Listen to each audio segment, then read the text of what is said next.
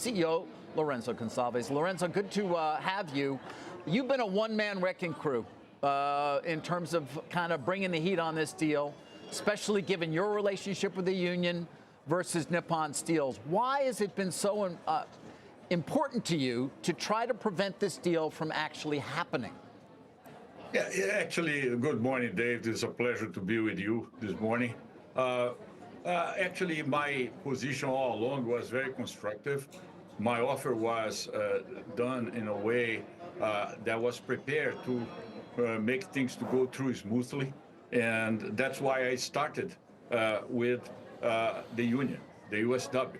The USW has contractual rights, and I respect that. And that was one thing that US Steel did not respect. And that's when the problems started. So yeah, at this point, it's just a matter of waiting. It's not if, it's yeah, what do you mean when you say that? It's not if, it's when. You don't believe there's any possibility that Nippon is going to be able to work a deal with the unions in its favor to be able to close its transaction? I have full conviction that this deal between Nippon Steel and the union will never happen. We have an agreement with the USW. We have the right to bid on their behalf. We understand the successorship clause. That's something that clearly Nippon Steel has no clue about. And we are going to prevail. The President of the United States has already spoken.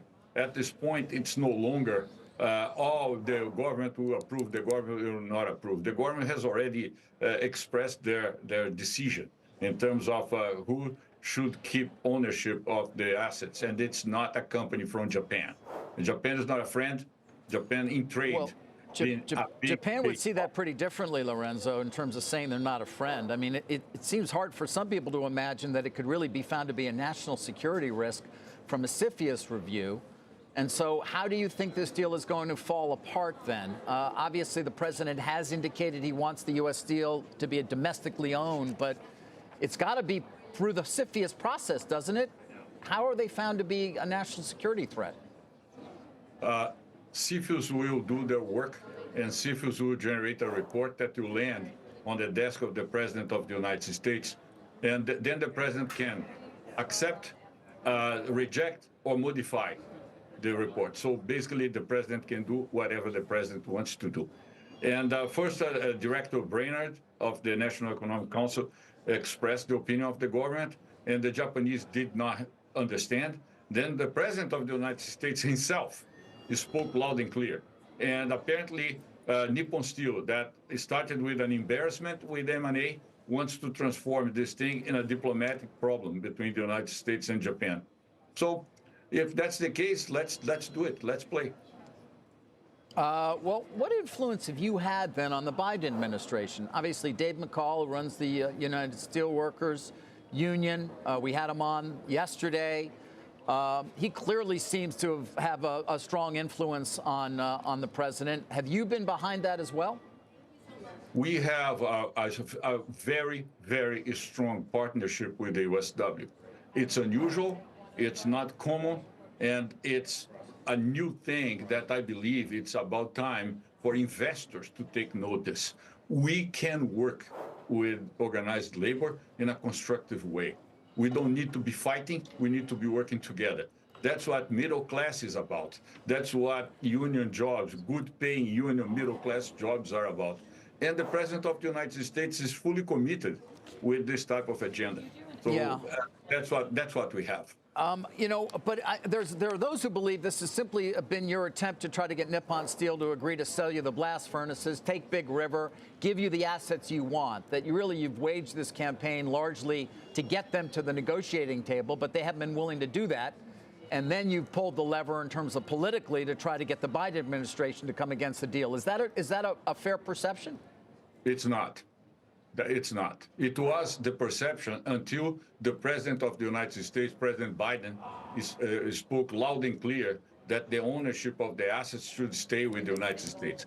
I would be able to do that until they, meaning the Japanese, provoked the U.S. government to react the way the President reacted. So at this point, I'm different from the Japanese. I pay attention when the President of the United States speaks. So at this point, there's no more negotiated deal between Cleveland-Cliffs and Nippon Steel. Nippon Steel is out, and even the shareholders' vote will not do any good. It's like well, having they don't think they're out, Lorenzo. You know that. They think they still have a deal in place. They have a contract. They're probably going to get a positive shareholder vote in April.